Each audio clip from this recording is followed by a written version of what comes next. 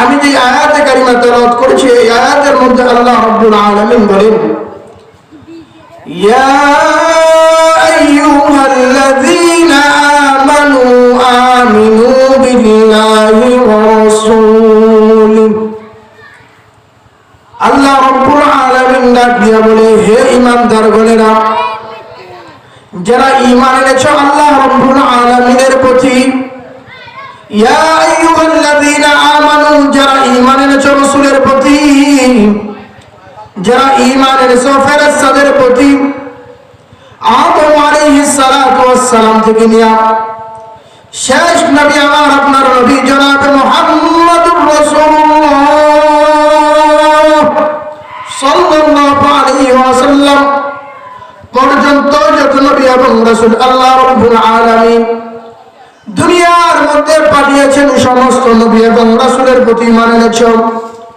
যত নবীদের উপরে আল্লাহ রাব্বুল আলামিন কিতাব সহিফা দান করেছে, সহিফা দিয়েছে, সকল কিতাবের উপরে ঈমান এনেছো, তাদেরকে আল্লাহ রাব্বুল আলামিন উদ্দেশ্য করে সম্বোধন করে তাদেরকে ডেকে ডেকে বলে ইয়া আইয়ুহাল্লাযীনা আমানু, হে ঈমানদারগণ, আমিনু বিল্লাহ, এক নাম্বার ঈমান আনো যে মালিক আসমান সৃষ্টি করেছেন, যে রব্বুল আলামিন জমিন সৃষ্টি করেছেন, আমাকে আপনাকে সৃষ্টি করেছেন, কুল কায়নাত সমস্ত কিছু সৃষ্টি করেছেন, ওই মালিকের প্রতি ঈমান আনো, ওই মালিকের প্রতি ঈমান আনো। দুই নাম্বার আল্লাহ রাব্বুল আলামিন আয়াতে কারিমার মধ্যে বলে আমিনু বিল্লাহি ওয়া রাসূলিহি, এবং যেই নবীকে না বানাইলে আল্লাহ রাব্বুল আলামিন কুল কায়নাত কিছু সৃষ্টি করতো না, যেই নবীর খাতিরে আল্লাহ রাব্বুল আলামিন সমস্ত কিছু সৃষ্টি করেছেন, যেই নবীর শান আল্লাহ রাব্বুল আলামিনের কাছে অনেক বেশি, যেই নবীর জন্য আল্লাহ রাব্বুল আলামিন সব কিছু করেছেন, যেই নবীকে আল্লাহ রাব্বুল আলামিন এমন মহব্বত করে, যেই নবীকে আল্লাহ রাব্বুল আলামিন সমস্ত নবীদের সাথে আল্লাহ রাব্বুল আলামিন দুনিয়ার মধ্যে কথা বলে, কিন্তু যেই নবীকে আল্লাহ রাব্বুল আলামিন স্বয়ং আল্লাহ রাব্বুল আলামিনের কাছে নিয়ে সরাসরি যেই নবীর সাথে কথা বলে, যেই নবীর সবচেয়ে দামি নবী, যেই নবী নবীদের নবী, ওই নবীর প্রতি ঈমান আনার কথা বলতেছে। এই আয়াত দ্বারা আমরা কি জানতে পারলাম? ইয়া আইয়ুহাল্লাযীনা আমানু, যারা ঈমানদার, যারা মুত্তাকি, তাদেরকে আল্লাহ রাব্বুল আলামিন বলতেছে তোমরা আল্লাহ এবং আল্লাহর রাসূলের প্রতি ঈমান আনো, বিশ্বাস রাখো। এখানে প্রশ্ন আসতে পারে, যারা ঈমান এনেছে, যারা মুসলমান, তাদেরকে কেন আল্লাহ রাব্বুল আলামিন আবার বলতেছে তোমরা আল্লাহ এবং আল্লাহর রাসূলের প্রতি ঈমান আনো? তার ব্যাখ্যা হচ্ছে দুইটা। তাফসীরের কিতাবের মধ্যে লেখেন যে এই আয়াতের ব্যাখ্যা হচ্ছে দুইটা। এক নাম্বার ব্যাখ্যা হচ্ছে তাকওয়া অর্জনের কথা আল্লাহ রাব্বুল আলামিন বলেছেন। যেমন রমজান মাসের ব্যাপারে আল্লাহ রাব্বুল আলামিন বলেন কুতিবা আলাইকুমুস সিয়াম কামা কুতিবা আলাল্লাযীনা মিন ক্বাবলিকুম লাআল্লাকুম তাত্তাকুন। তোমাদের উপরে রোজাকে কেন ফরজ করা হয়েছে? যাতে তোমরা তাকওয়া অর্জন করতে পারো। এই আয়াতের একটা ব্যাখ্যা এটাও, যাতে তোমরা তাকওয়া অর্জন করতে পারো। দ্বিতীয় নাম্বার ব্যাখ্যা কি? মুফাসসিরিনে কেরাম তাফসীরের কিতাবের মধ্যে লেখেন এই আয়াতের দ্বিতীয় নাম্বার ব্যাখ্যা হচ্ছে একজন মানুষ শুধু মুখে বলবে লা ইলাহা ইল্লাল্লাহ মুহাম্মাদুর রাসূলুল্লাহ, এর দ্বারা কিন্তু কামিল পরিপূর্ণ মুসলমান হতে পারে না। আমাদের এই শিবপুরের মধ্যে অনেক হিন্দু রয়েছে, অনেক হিন্দু ভাইদের মধ্যে কিছু ভাই রয়েছে তারা লা ইলাহা ইল্লাল্লাহ মুহাম্মাদুর রাসূলুল্লাহ এই কালিমা পারে মুসলমান মানুষের সাথে চলতে চলতে, তাদের কালিমা তারা মুখে বলতে পারে। এই যে হিন্দু ভাইয়ের কালিমা পড়তে পারে, তার দ্বারা কি তারা মুসলমান হবে না? তারা মুসলমান হবে না।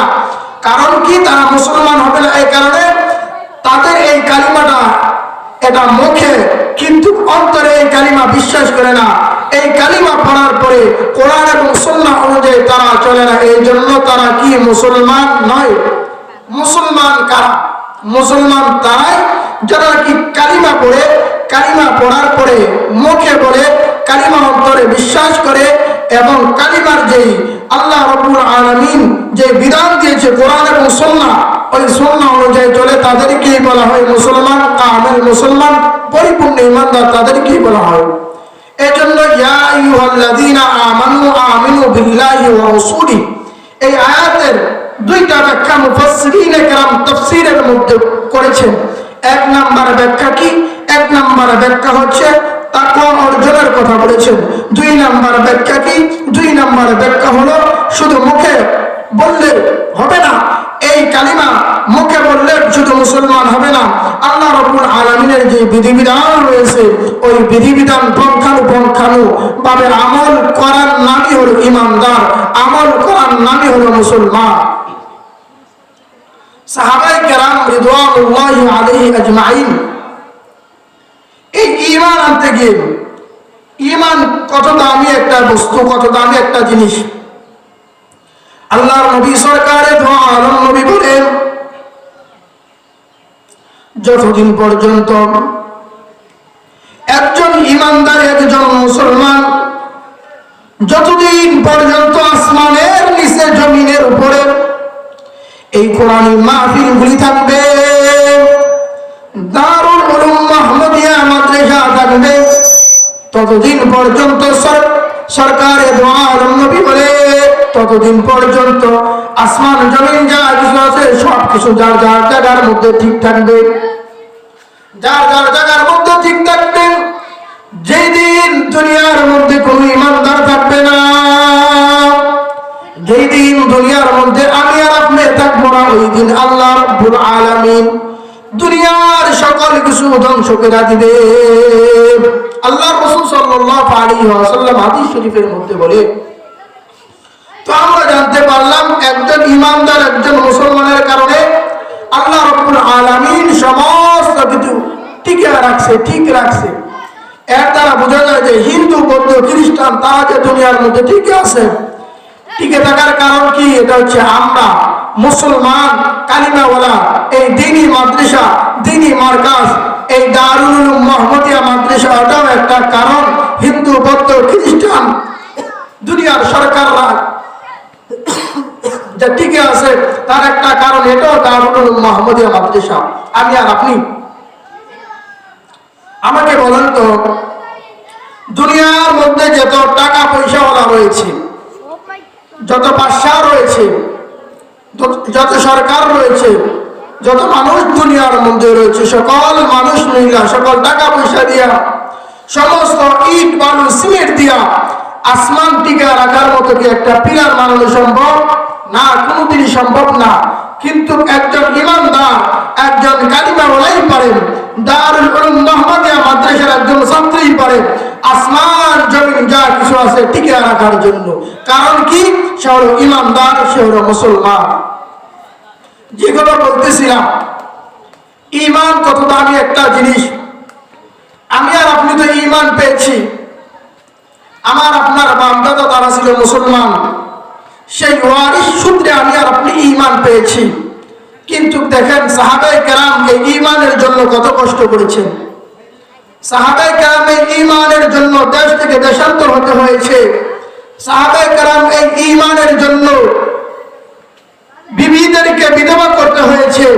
সাহাবায়ে কেরাম এই ঈমানের জন্য সন্তানদেরকে এতিম করতে হয়েছে।